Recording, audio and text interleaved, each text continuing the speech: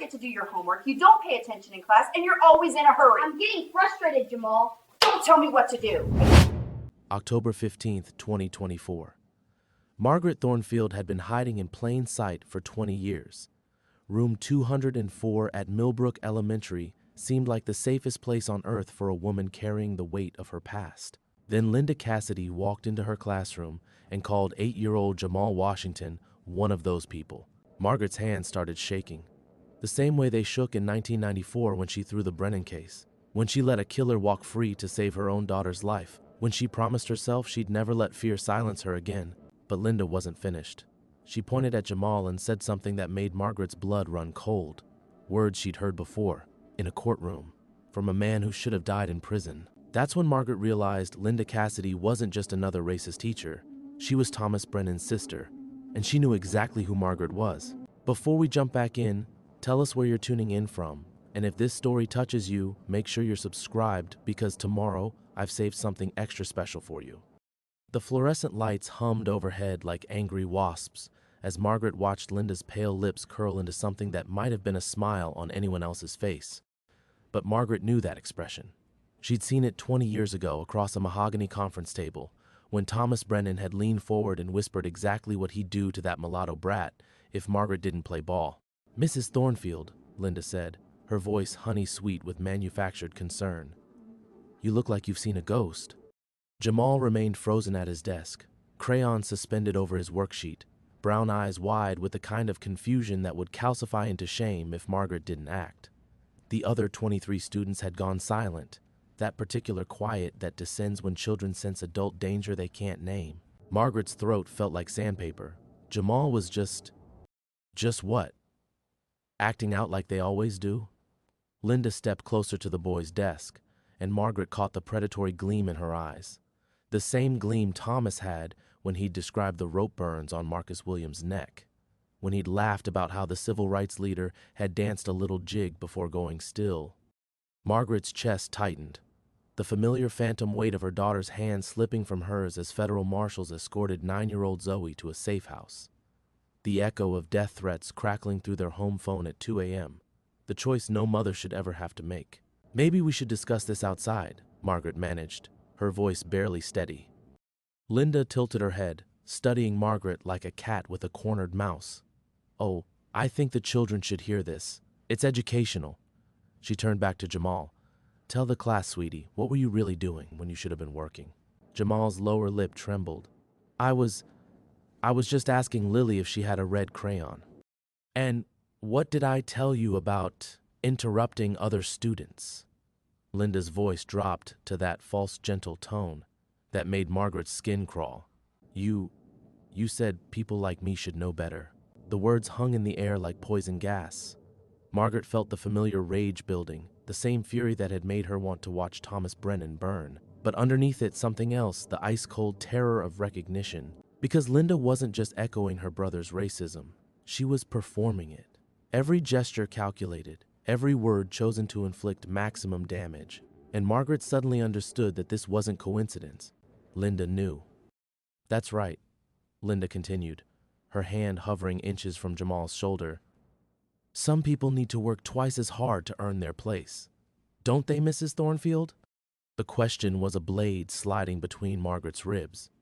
Because of course Linda had done her homework. Of course she'd traced the disgraced civil rights lawyer who'd vanished from Chicago after the Brennan trial, who'd reinvented herself as a suburban teacher, thinking she could disappear into lesson plans and parent conferences. Margaret's phone buzzed against her thigh. A text from an unknown number. "Cute kid. Reminds me of someone." The blood drained from her face. Zoe. Her daughter was 31 now, successful, safe, or so Margaret had thought. But if Linda had found her, Mrs. Thornfield? Lily raised her hand tentatively. "Are you okay? You look sick." 23 pairs of eyes turned toward Margaret, waiting. The same way the jury had waited when she delivered her half-hearted closing argument, watching Thomas Brennan's chances of conviction crumble with every word she deliberately fumbled. But Jamal wasn't watching her. He was staring at his hands, shoulders hunched as if bracing for another blow, accepting his humiliation the way marginalized children learn to do, the way Zoe had started to do before everything went to hell. Margaret's phone buzzed again. This time, a photo, Zoe outside her law firm in Seattle, briefcase in hand, unaware she was being watched. The message was clear: stay silent or watch history repeat itself. Linda's smile widened. Cat got your tongue, Margaret? The use of her first name was deliberate, intimate, a reminder that they weren't strangers, that Linda held all the cards. But then Jamal looked up, and Margaret saw something that made her breath catch. Not defeat, not shame, hope. He was looking at her like she might actually do something, like adults sometimes kept their promises to protect children, the way Zoe used to look at her, before Margaret taught her that even mothers chose survival over principle. Margaret's hands stopped shaking. 20 years of hiding, 20 years of measuring every word, avoiding every mirror, living half a life in penance for her cowardice. And for what? So she could watch it happen again? Her phone buzzed a third time. Linda was watching, waiting for Margaret to fold. But Margaret was remembering something else now. Not the threats or the fear, but the moment before, when she'd believed she could make a difference, when she'd thought justice mattered more than survival. Actually, Margaret said, her voice steady for the first time in decades, I have something to say. Linda's smile faltered, and Margaret Thornfield stepped out of the shadows she'd been hiding in for 20 years. The words hung in the air between them like a bridge Margaret had never expected to cross again. I have something to say. 4 simple words that felt like stepping off a cliff, trusting that 20 years of silence hadn't stolen her ability to fly. Linda's manicured fingers tightened around her clipboard, the first crack in her theatrical composure. Around them, the classroom held its breath, 24 children suspended in that peculiar stillness that comes when they sense the adult world shifting beneath their feet. Margaret had built her entire life in Millbrook around moments exactly unlike this one. Safe moments, predictable moments. Monday morning coffee in her sun-drenched kitchen, reading lesson plans instead of legal briefs. Saturday afternoons at the farmer's market, discussing heirloom tomatoes instead of constitutional law. The careful choreography of a woman who had chosen invisibility over impact, anonymity over advocacy. Her cottage on Maple Street was a testament to this smaller life. All soft edges and muted colors, nothing that might draw attention or invite questions. Watercolor landscapes instead of the civil rights photographs that had once covered her Chicago office walls. A garden where she grew herbs with names like peace and forgiveness, as if botanical therapy could absolve 20 years of cowardice. The irony wasn't lost on her that she'd become everything she'd once pitied, the suburban teacher living a quiet, contained existence. No headlines, no death threats, no late-night calls from clients whose lives hung in the balance. Just spelling tests and parent conferences, and the gentle predictability of children who saw her as Mrs. Thornfield, the substitute teacher who always brought extra pencils and spoke softly during reading time. Even her relationship with Principal Davis had been built on this careful construction of ordinariness. Margaret volunteered for the difficult assignments, the classes other substitutes avoided, the challenging students who reminded her too much of the children she'd once fought to protect. But she'd been strategic about it, helpful without being memorable, competent without being exceptional. She'd learned to love the work, despite herself. There was something profoundly healing about watching 8-year-olds discover metaphors, about helping struggling readers find their voices. These children didn't know she'd once argued before the Supreme Court, that she'd been featured on the cover of Time magazine as one of America's most promising civil rights attorneys. They only knew that she explained fractions with infinite patience and never raised her voice when they forgot their homework. But Linda's presence had shattered that careful equilibrium like a stone through glass. Because Linda wasn't just Thomas Brennan's sister, she was a living reminder of the cost of Margaret's choices. The way Thomas had smiled when the jury delivered their not guilty verdict, the same predatory satisfaction now gleaming in Linda's eyes. Margaret's phone sat heavy in her pocket, those photographs of Zoe burning like acid against her consciousness. Her daughter, brilliant and fierce, had built her own law practice from nothing, specializing in environmental justice, fighting for indigenous water rights, everything Margaret had once dreamed of becoming. Zoe had taken the idealism her mother had abandoned and forged it into something beautiful and purposeful. They spoke twice a month, careful conversations that skirted around the Chicago years like travelers avoiding a sinkhole. Zoe never asked why Margaret had left law, and Margaret never explained. It was an unspoken agreement between them, this mutual protection through selective amnesia. But protection was an illusion, Margaret realized. It always had been. Linda was still waiting, her smile reconstructing itself with visible effort. The children's eyes moved between the two women like spectators at a tennis match, sensing conflict without understanding its nature. Jamal remained perfectly still, his crayon now forgotten, and Margaret could see the familiar resignation settling over his small shoulders, the premature wisdom that came from learning the world's cruelties too early. Margaret thought of her morning routine, the careful ritual that had sustained her for 2 decades. Coffee at 6:30, always in the blue ceramic mug Zoe had made in 3rd grade pottery class. The New York Times crossword puzzle, completed in ink because permanent decisions felt safer in this controlled environment. Toast with local honey, because supporting the community felt like a form of quiet activism. Such a small life, such careful boundaries, such profound loneliness, if she was honest with herself. The classroom clock ticked toward 8:45, its rhythm matching Margaret's heartbeat. In 15 minutes, Linda would move on to terrorize other children, and Margaret would be left with her choices: retreat back into her cocoon of safety, or step forward into the chaos she'd spent 20 years avoiding. The fluorescent lights continued their angry humming, casting harsh shadows across young faces that deserved better from the adults charged with protecting them. Margaret looked at Jamal one more time, seeing in his eyes the reflection of every child she'd failed to save, every case she'd lost, every compromise that had brought her to this moment of reckoning. The bridge was burning behind her now. There was only forward. Margaret opened her mouth to speak, but the classroom door burst open with enough force to rattle the motivational posters on the adjacent wall. Principal Davis stood in the doorway, his usually composed face flushed with something that looked like panic. "Mrs. Cassidy," he said, his voice tight with barely controlled urgency, "I need to see you immediately. There's been a situation." Linda's theatrical composure cracked completely, confusion replacing the predatory gleam in her eyes. "What kind of situation? I'm in the middle of..." "Now." Davis's tone brooked no argument. His gaze flicked to Margaret, then to Jamal, who remained frozen at his desk like a small animal, hoping to avoid notice. "Mrs. Thornfield, please continue with the lesson. Mrs. Cassidy will be indisposed for the remainder of the period." Margaret watched Linda's face cycle through emotions: irritation, concern, and something else, something that looked remarkably like fear. As Linda gathered her materials with sharp, agitated movements, Margaret's phone buzzed again. This time it wasn't a threat. It was a call from a number that made her blood turn to ice water. The Chicago Tribune. Margaret stared at the screen, her thumb hovering over the decline button.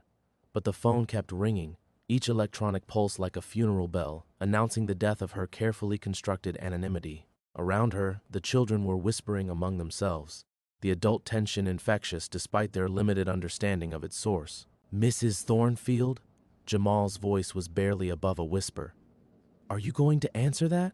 Before she could respond, the call went to voicemail, but immediately her phone rang again, same number, then again. The persistence was unmistakable. This wasn't a routine follow-up call or a request for comment on some distant legal matter. This was the past, reaching across 20 years of silence with skeletal fingers. Margaret excused herself to the hallway, her legs feeling disconnected from her body. The school corridor stretched before her like a gauntlet, bright bulletin boards celebrating student achievements, cheerful announcements about the upcoming science fair, the gentle chaos of elementary education, all of it suddenly feeling fragile, temporary. She answered on the 4th call. "Margaret Thornfield?" The voice was young, eager, male. "This is Jake Morrison from the Tribune's investigative team. I've been researching the Thomas Brennan case for a documentary project, and I have some questions about your representation of..." No comment. Margaret's voice sounded foreign to her own ears. "Ma'am, I understand this might be difficult, but we've uncovered some new evidence. Financial records that suggest you might have been under duress during the trial. Bank transfers, phone records, even some audio recordings that..." The phone slipped from Margaret's nerveless fingers, clattering against the polished linoleum. Audio recordings. After 20 years, someone had found them. The late-night calls from Thomas's associates, the explicit threats against Zoe. The moment her voice had broken as she'd agreed to throw the case, Margaret bent to retrieve her phone, but froze halfway down. Through the classroom's window panel, she could see Principal Davis standing at the front of her classroom, not Linda's classroom, hers, and he was looking directly at her with an expression she'd never seen before. He knew. The revelation hit her like a physical blow. Davis wasn't here about Linda's behavior. He was here about Margaret, Somehow, between this morning's coffee routine and first period, her past had caught up with her. The quiet suburban teacher named Mrs. Thornfield was about to be revealed as Margaret Chen Thornfield, the civil rights attorney who'd sold her soul to save her daughter. Her phone was still connected. The journalist's voice crackled from the speaker. "Mrs. Thornfield, are you there? We also have information about threats made against your daughter. We want to tell your side of the story." "Mrs. Thornfield?" 23 sixth graders were staring at Principal Davis with the rapt attention they usually reserve for fire drills or unexpected snow days. And Davis was watching Margaret through the glass, his expression unreadable. But it was Jamal who broke her heart. Even from the hallway, she could see him sitting straighter in his chair, crayon now gripped with purpose, working on his assignment with the determined focus of a child who believed, despite everything, that adults might actually protect him. Margaret disconnected the call and walked back into the classroom. Each step felt like walking through quicksand, but she forced herself to move. Davis turned as she entered, and she saw something unexpected in his eyes. Not accusation, not disappointment, understanding. "Class," Margaret said, surprised by the steadiness in her voice. "Principal Davis and I need to have a brief conversation. Please continue with your worksheets. Jamal, would you mind helping anyone who needs extra crayons?" Jamal nodded solemnly, accepting the responsibility like the honor it was meant to be. Margaret followed Davis into the hallway, knowing that whatever came next would shatter the life she'd built in Millbrook. But for the first time in 20 years, she wasn't running from that destruction. She was walking toward it with her eyes wide open. The hallway felt impossibly long as Margaret walked beside Principal Davis, their footsteps echoing against polished floors that suddenly seemed as fragile as ice. Davis moved with the careful deliberation of a man carrying explosives, his usual easy demeanor replaced by something Margaret couldn't quite identify, not anger, but a kind of grim resolve that made her stomach clench. "My office," he said simply, and Margaret nodded, though her throat felt too tight to speak. They passed the main office where Secretary Mrs. Patterson looked up with curious eyes, then quickly looked away when she met Margaret's gaze. That small gesture, the averted eyes, the sudden busy shuffling of papers, sent a chill down Margaret's spine. In a school this size, secrets lasted about as long as snow in July. Davis's office smelled of coffee and the industrial carpet cleaner that reminded Margaret, absurdly, of her first law firm 25 years ago. He closed the door with deliberate care, then moved to his desk without inviting her to sit. The silence stretched between them like a rubber band about to snap. "How long?" Davis asked finally. Margaret's mouth opened, but no sound emerged. How long had she been Margaret Thornfield instead of Margaret Chen Thornfield? How long had she been hiding? How long had she been lying to everyone, including herself? "The call came in an hour ago," Davis continued when she didn't respond. "Chicago Tribune, asking about our substitute teacher named Margaret Thornfield. Seems they've been researching some old case, following paper trails." He leaned against his desk, arms crossed. "They were very interested in our employment verification process, wanted to know if we'd done a background check." Margaret's legs gave out, and she sank into the chair across from his desk without permission. "James, Did we?" he interrupted, his voice still controlled, but with an edge that cut. Because Margaret Chen Thornfield, the civil rights attorney who disappeared after the Brennan trial, she wouldn't have passed our standard screening. Too much publicity, too much controversy. The word hung between them like an accusation. Margaret thought of her carefully constructed application, the way she'd legally shortened her name, used her Millbrook address, provided references from her volunteer work instead of her legal career. Not exactly lies, but not exactly truth either. But Margaret Thornfield, Davis continued, the woman who tutored reading at the library, who helped with the community garden, who had no criminal record and glowing recommendations. She sailed right through. Margaret's phone, still clutched in her hand, buzzed again. A text from the same unknown number saw the news trucks. "Pretty sure your boss is having a very interesting morning." The blood drained from her face. News trucks. They weren't just researching an old story. They were here, in Millbrook, outside the school where 23 sixth graders were supposed to be safe from the ugliness of the adult world. Davis saw her expression change. "They're already setting up in the parking lot. 3 vans so far, probably more coming." He moved to the window, peering through the blinds. "Channel 8, Hartford Courant, and one I don't recognize. Out-of-state plates." Margaret stood on unsteady legs and joined him at the window. Sure enough, Satellite dishes were sprouting like metal flowers across the school's front lawn. A blonde reporter was already doing a sound check, gesturing toward the building with the practiced enthusiasm of someone turning tragedy into television. "The children," Margaret whispered, "are my primary concern," Davis finished, "which is why you're going to tell me exactly what kind of trouble you've brought to my school." Margaret watched a man with a professional camera emerge from one of the vans. Behind him, a woman in a severe black suit was talking rapidly into her phone, pointing toward the building's entrance. The scene had the choreographed chaos of a media-feeding frenzy, and Margaret recognized it with sick familiarity. "It wasn't supposed to happen like this," she said finally. "What wasn't?" Margaret turned from the window, seeing Davis clearly for the first time since entering his office. His face was pale but determined, and she realized with a start that he was afraid, not of her, but for his school, for the children he was responsible for protecting. "I thought it was buried," she whispered. "The case, the scandal, everything. I've been Margaret Thornfield for 20 years. I thought Margaret Chen Thornfield was dead." Davis's expression softened slightly, but his voice remained firm. "Well, she's not, and now she's standing in my school, with news vans in my parking lot and reporters asking about my substitute teacher." He moved back to his desk, but remained standing. "So you're going to tell me what I'm dealing with, all of it, because in about 10 minutes, I have to decide whether to evacuate this building or lock it down." Margaret's phone buzzed again. This time, it was a number she recognized with a jolt of pure terror.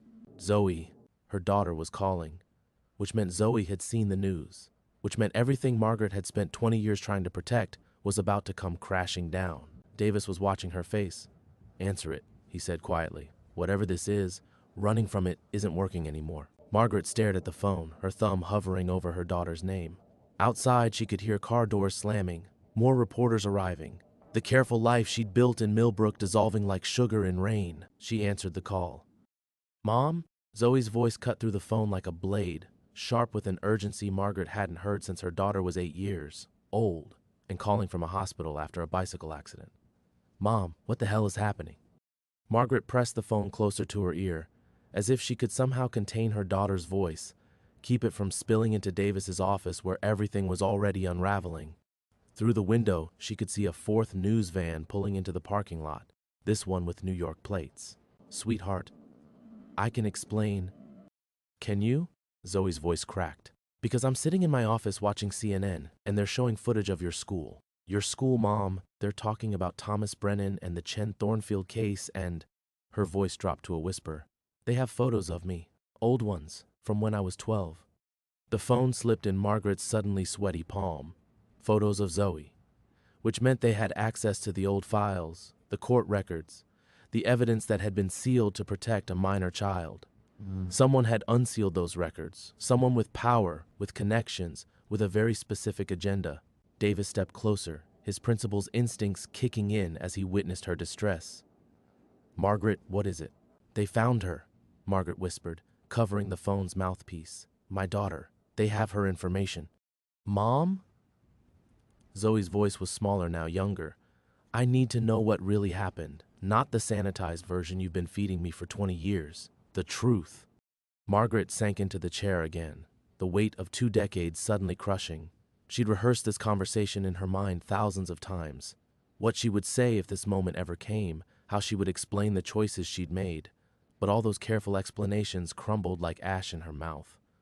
"Thomas Brennan murdered Marcus Williams," she said finally, her voice barely audible. "Shot him in the back outside the courthouse in Chicago.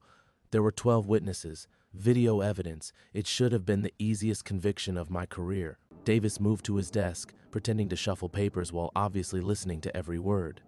Outside, Margaret could hear the distant sound of cameras clicking, reporters practicing their opening lines. "But," Zoe prompted, though her voice suggested she already knew there was more. "But 3 days before the trial, you got sick at school. Remember? You came home early with what we thought was food poisoning." Margaret's hand found the small scar on her palm, a nervous habit she'd developed during the trial. "That night, I got a call. Thomas's brother, Daniel. He'd been watching you, knew your school schedule, your soccer practice times, the route you took to Sarah's house." The silence on the other end of the phone was deafening. Through it, Margaret could hear the rhythmic sound of typing. Zoe was at her computer, probably pulling up news articles, fact-checking her mother's confession in real time. They had pictures, Margaret continued, of you at school, walking to the library, sitting in our backyard reading. Her voice broke, and they made it very clear what would happen if Thomas went to prison. Davis's papers stopped shuffling. He turned to face her fully, his expression shifting from administrative concern to something deeper, recognition of a parent's nightmare. So you threw the case. Zoe's words weren't a question. I made strategic errors. I failed to object to inadmissible evidence. I didn't call key witnesses. I fumbled my closing argument. Each admission felt like swallowing broken glass. Thomas walked free because I chose you over justice. Margaret heard the sound of a chair creaking, could picture Zoe leaning back in her office, staring at the ceiling the way she always did when processing difficult information. When she was 7, she'd done the same thing while Margaret explained why Daddy wasn't coming home anymore. Some habits never changed. Jesus, Mom. Zoe's voice was thick. 20 years. 20 years of thinking you'd just given up. I let you think that because it was easier than the truth. Margaret looked up to find Davis watching her with something that might have been sympathy. I let everyone think that. Better to be seen as weak than as someone who could be broken. But why now? Zoe asked. Why is this coming out now? Margaret's blood turned cold as the realization hit her.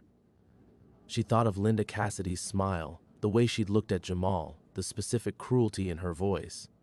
Linda wasn't just another racist teacher, she was bait, a trap that had been 20 years in the making. Because someone wanted me to surface, Margaret said slowly. Someone who knew exactly which buttons to push. Her phone chimed with a text from that unknown number. Check the school's website. Live stream of all classroom interactions. Your daughter's been watching everything. Margaret's hand shook as she showed Davis the message. His face went white. The cameras, he whispered. She's been broadcasting everything to... Mom? Zoe's voice was sharp with sudden fear. I need to tell you something. I've been watching the school's live feed. I saw what happened with that teacher and the little boy. But more importantly, her voice dropped to a whisper. Someone else was watching too. Someone who called me right before the news broke. Someone who knew exactly where to find me. The trap wasn't just sprung, it was closing. Margaret's hands began to shake as the pieces fell into place with horrifying clarity. Zoe, who called you? A woman. She said her name was Linda. Zoe's voice was barely audible. She said she'd been looking for you for a very long time, that she had something that belonged to you. The office seemed to tilt sideways. Margaret gripped the edge of Davis's desk, her knuckles white against the wood.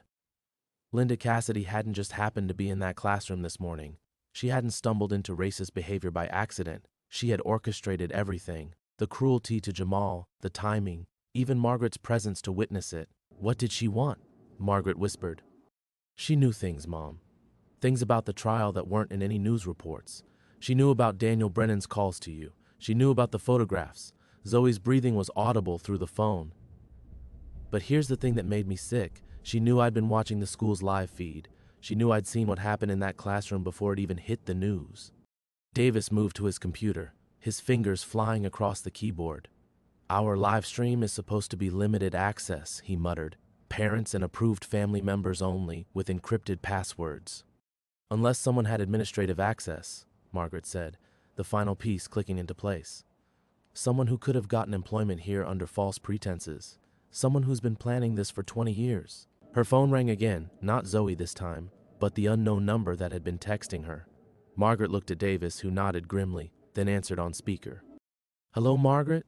The voice was smooth, cultured, with just a hint of Chicago accent bleeding through. Not Linda Cassidy, a man. It's been a long time. Margaret's blood turned to ice water. She knew that voice. Had heard it in her nightmares for 20 years. Always calm, always reasonable, even when describing in precise detail what would happen to her 12-year-old daughter. Daniel Brennan. Very good. Though it's Daniel Cassidy now. Marriage does change things, doesn't it? The satisfaction in his voice was palpable. My wife has been enjoying her work at your little school. She's always had a talent for performance. Davis was typing furiously, pulling up personnel files. Margaret could see Linda Cassidy's employment application on his screen.